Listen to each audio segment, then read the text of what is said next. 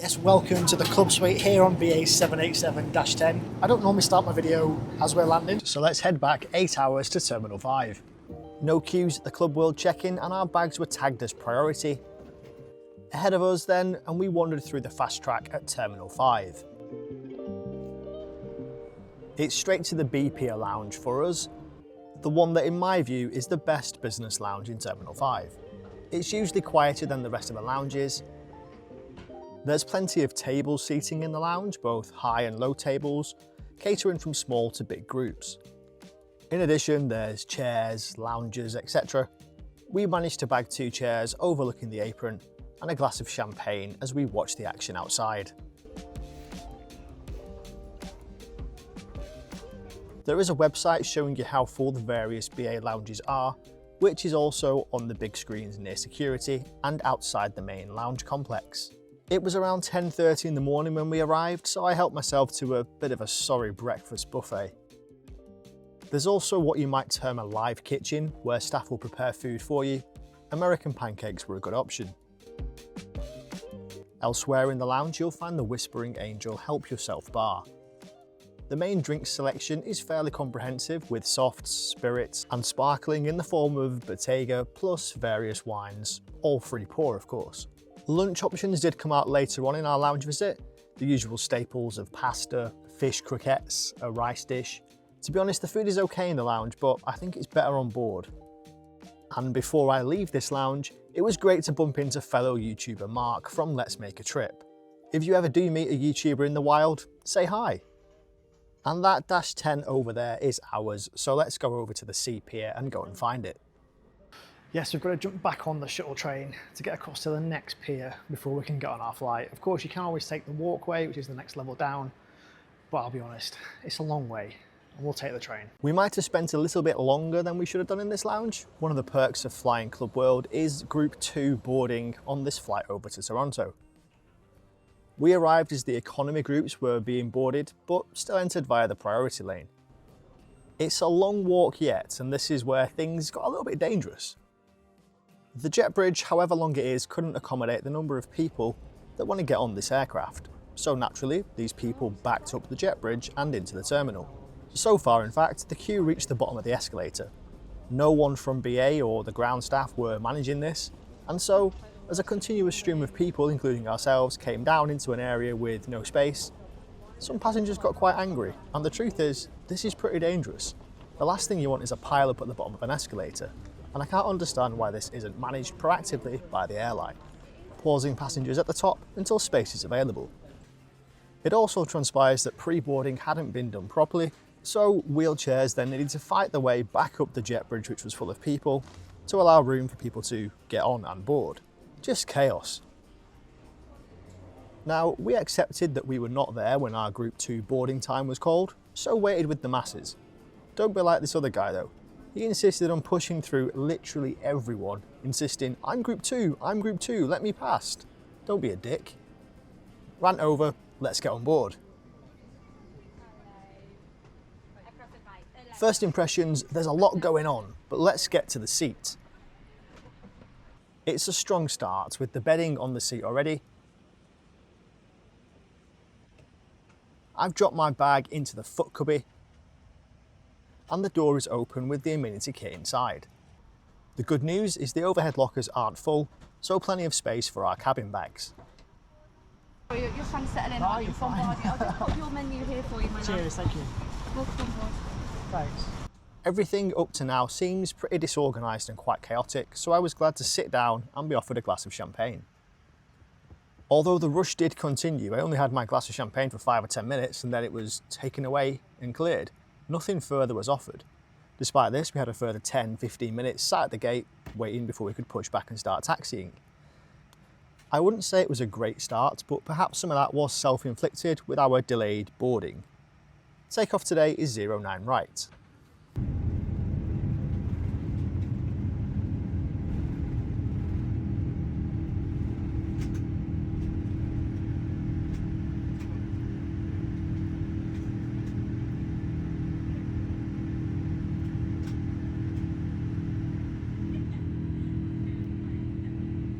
British Airways only offers 3 classes of travel on the Toronto route: business, premium and economy. However, on the 787-10s, there's also a first class cabin. I did ask back in the lounge if there were any free seats in first, but unfortunately the whole cabin was full. This is sometimes known as Flub class, or business class service but in a first class seat. Everything is the same apart from where your backside sits. Let's start our cabin tour here, right at the back of the aircraft in economy, where you'll find 165 seats. These are the latest generation of economy seats in BA and are actually pretty comfortable. I tried these seats on a 777 flight down to Singapore. I'll leave a link here so you can find out what they're all about if you're curious. Passing the toilets, and we're now in the 35-seat premium economy or World Traveller Plus cabin. It's a 242. And moving forward, we enter the rear business cabin in a 121. There's 48 Club World suites on board, with 22 in this part of the aircraft. Note, this is where the baby bassinets can also be placed when flying in this cabin. Changing to the right of the aircraft now, and here you'll find a snack bar. It's a little selection that's available in flight for business class passengers. We're sat in the forward, the next cabin, where the remaining 26 business class seats are located. And then progressing further up this cabin, let's take a look at that declassified first class, which consists of seats right at the front. To be honest, I'm not convinced it was totally full up here, but maybe it's a status thing that you could sit here if it's available, but at least we asked. When I booked this flight, it was actually scheduled to be an A350, which of course only has 3 cabins, but it was swapped out about 2 months ago without any notice or email from BA. So why did we choose these seats, 10 and 11? Well, we didn't. BA actually allocated us these 2 seats together, which is a bit of a relief to be honest. We both have windows set as our preference on our BA accounts, and without status, choosing these seats would have cost us £117 each. That's more than what the flight cost. Around 35 minutes after takeoff, and hot towels are handed out, and a request for our meal orders went in. Of course, I had to have another champagne, which actually arrived an hour after takeoff. Is that a bit slow? Anyway, it's only watching it back now whilst I'm editing that I held the glass like a bit of a plonker. The drink came with a salty snack mix.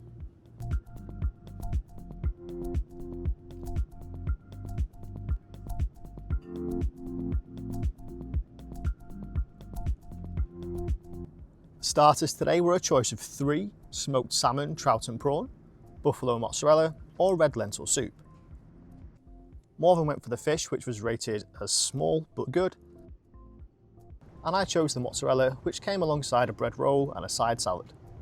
In addition, it's served with a pistachio and lemon gremolata and grilled asparagus, and garnished with a Romano salsa. I have to say it was really very, very good, and I think I made the right choice. I am a big fan of cheese after all. The main course was a little more tricky to choose. Again, a choice of 3 but split across: a duo of Welsh lamb cutlet and slow braised lamb shoulder, or North Atlantic grilled cod or pasta. Morven kept up with the fish plates and ordered the North Atlantic cod, again rated as good. Of course, for me it had to be the meaty one, so I went for the lamb, which was accompanied with a gratin, minty mushy peas and a rosemary jus, and of course a glass of red wine. This was hands down the best main that I've eaten on an aeroplane, and we're both pretty happy with our choices here. Of course, no 3-course meal is complete without a dessert, and BA have again given you the choice of 3. A lemon meringue bar, which is what Morven opted for, a warm chocolate, walnut and orange cake, which is what I went for, and as I love cheese so much, the crew offered me a second dessert, which is this selection of cheese. All round a brilliant meal, and to be honest I can't fault a thing here. The BA etched glasses are a nice touch too, and complemented by the etched cutlery. All in all, 2.5 hours after takeoff and the service was complete. And it's at this point the doors were unlocked to allow them to close and get that privacy that you get with the Club Suite. A friendly reminder that a like on this video will go a long way to show your support for the channel, and of course I'm always up for a chat down in the comments about the video. It goes without saying that if you're enjoying this video, you'll probably enjoy my next one and my back catalogue, so please do subscribe. Thank you. Let's explore the suite or the seat now. And the first thing that you might need is the table, which comes out from under the TV. I found it a little stiff and tricky to pull out, but I managed it in the end. Over to the right, I have a few spaces to store stuff. With the first, this shallow tray, maybe good for glasses or your passport. The second features the remotes for the in-flight entertainment, 2 USB-A sockets and a full-sized plug universal socket as well. The IFE control, to be honest, I hardly used this. It was dirty, sticky, so I didn't want to touch it any more than what I needed to. There was a plus that this screen that's on the IFE remote is independent of the main one, so I used it to house the in-flight map whilst watching a movie. There's enough depth in this space as well where you can fit a large charger in here, which is pretty useful.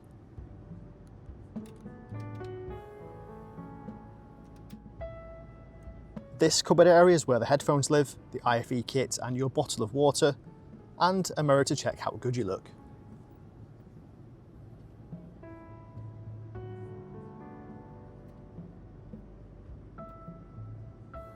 And the reading light's up here too, plus the holder for the menu card.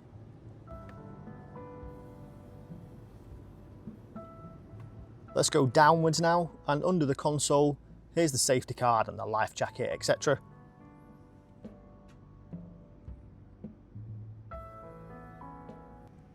For your feet, there's space for your shoes, plus a shelf which forms part of the bed. It was a little bit wobbly, but you can also store the bedding down here when you're not using it, just not for takeoff or landing. Overhead, there's nothing. No air vent, just a sole light controlled from the IFE screen.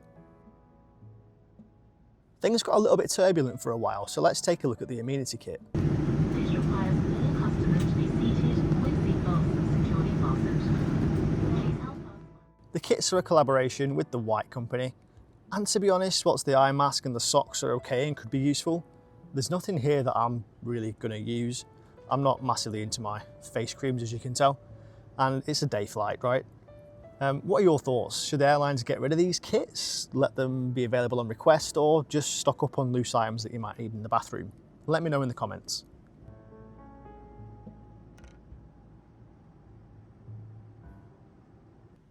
Several seat features can be controlled from the in-flight entertainment screen.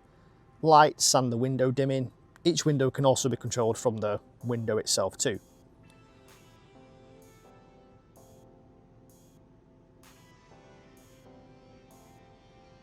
In terms of content on the in-flight entertainment, BA usually do have quite a fair amount to watch, although some of it can be a little bit repetitive. This is only a 7-hour flight, so you can't go too wrong. I'm sure you'll find something. And long-term viewers will know that I'm also a massive fan of playing Angry Birds on the IFE, even if I never seem to get any better at the game.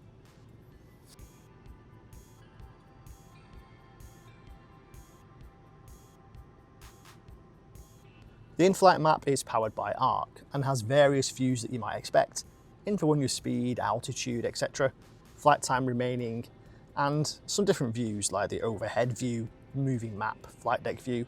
It's a pretty good system and I couldn't really fault it.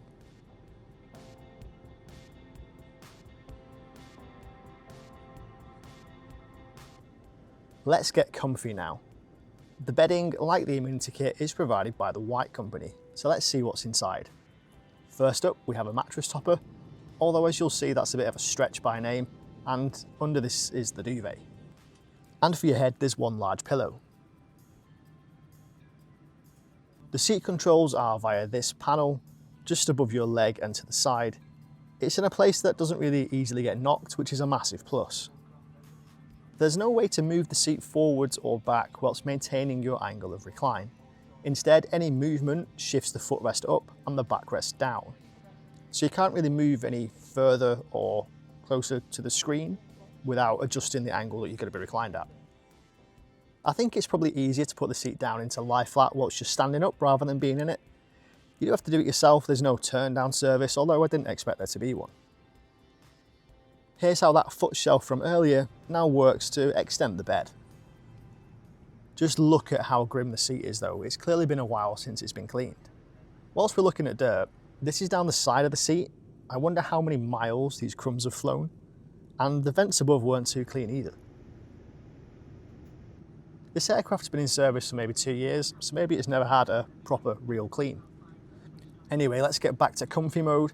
And the mattress cover is basically a light protector. It doesn't add anything in terms of comfort, and it also doesn't tie on or hook over the seat. Actually, which way up does it go? Anyway, I've managed to make the bed, and it does look quite inviting once it's all set up, doesn't it? The shape of the seat does lend itself to a nice snug cocoon, and who doesn't like that? I've seen a lot of complaints about the foot cubby. I'm 5'10" and I can move around in here just fine, but I am on the shorter side.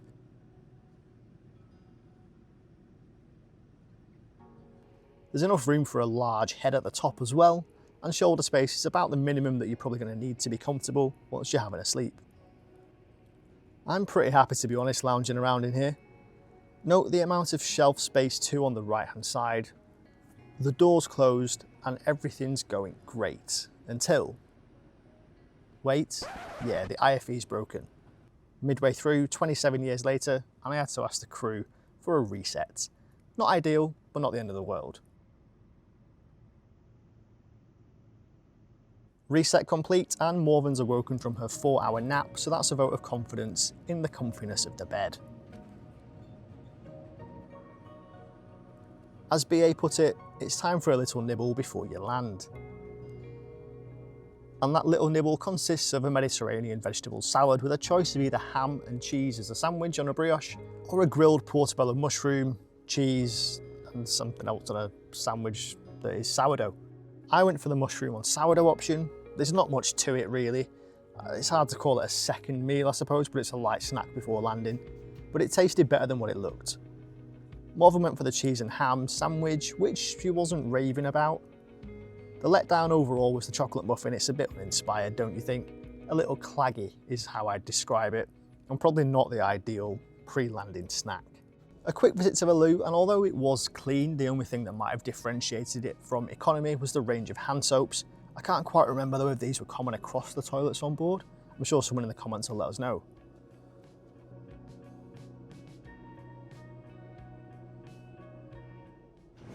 As we start our approach now down into Toronto Pearson, what do I think of this experience? Well, Morven and I have both flown the old yin-yang style Club World experience. Morven on a 747 back from New York, myself on the A380 as they started to come back into service. This is definitely a big improvement on that seat. Privacy, hands down, is better, even if the walls aren't quite as high as some other airlines. The seat itself, it's definitely an evolution. It's something different for BA, but I don't think it's game-changing. It almost feels as though BA are trying to play catch-up, but haven't put anything into this experience that makes it stand out head and shoulders above the rest. The things that BA gets right are the crew. The crew are fantastic, generally always are. Emma on today's flight was amazing. She's looked after us for the entire 7-hour flight, so thank you very much for that. The food is actually pretty good. I've got to be honest here, the food is definitely the thing that puts BA towards the top of that ladder in terms of airline ratings. Everything I ate today was fantastic. Probably the best food that I've had on the plane. We did have to wait a little bit for the food at the start, maybe 2 hours, but it was good when it arrived. Where BA lets itself down is in some of the basics. The aeroplane's dirty. It's 3 years old. I suspect it's never had a proper clean. There's dirt pretty much everywhere you look. I can't use the remote control because it's sticky. It's that long since it's been cleaned. The ground experience, it's a bit crap, isn't it? The Pier lounge is nice. It's been refitted since the last one in there. But the toilets are like an Ibis from 1999. Someone's just dropped a plastic shell in there and let it rot. It's mouldy, not acceptable. The boarding experience, again, not fantastic. Admittedly, we got there towards the end of the boarding experience. We didn't push our way through, being we're Group 2. Some people did. Don't do that if that's you. But to have an escalator going down with people stuck at the bottom, you're just asking for an accident there. I'm surprised something hasn't happened already, and I'm sure that the comments will be telling me if it already has. It's just a poor start, isn't it? The door, it's a bit of a gimmick, right? From my eyesight here, I can't see anybody else. You don't need it. It just adds to that privacy feel, but I can take it or leave it, to be honest. I wouldn't be bothered if it wasn't here. Indeed, the first class suites up at the front don't have a door on this aircraft. It's only the 777-300s that do. Another thing the crew got really right on this particular flight, 787 windows are the bane of a lot of people's lives who fly on 787 Dreamliners. The they kept them unlocked. I could have it open, I could see out the window. I can't tell you how great that is. But on so many flights where that's not been the case, actually when I went back to economy, it looks as though they were dimmed for the whole premium and economy cabin. So kudos, they kept the business class windows open. I've got two here. I guess you get an eye mask in your Amenity Kit, so if you want to have that complete darkness, you can do. But there's no need to be dimming the windows throughout the cabin, and fair play, they did not. So that is a massive tip, and I'm sure a lot of you would appreciate that.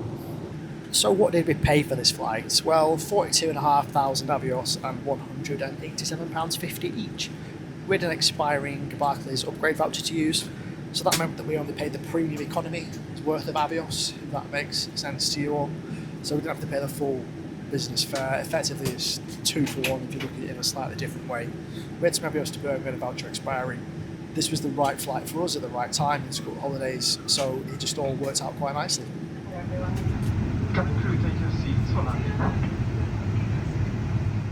On the approach now down into Toronto, it's jumper and seatbelts on. The seatbelt is a 3-point belt because of the way the seat is angled. It clips on down here and it's a little bit fiddly, but you can also use it as just a lap belt in flight. We flew over the city and out into Lake Ontario before turning to and landing on runway 33 right.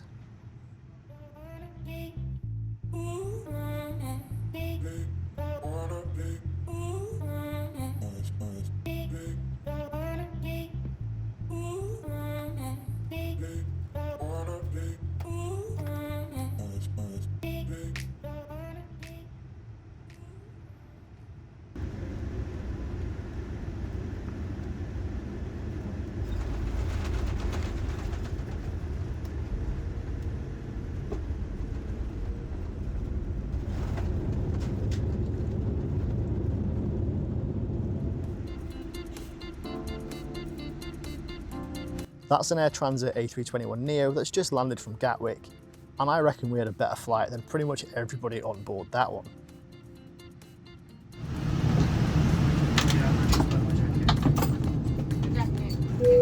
Seatbelt signs are off, and farewell Club Suite.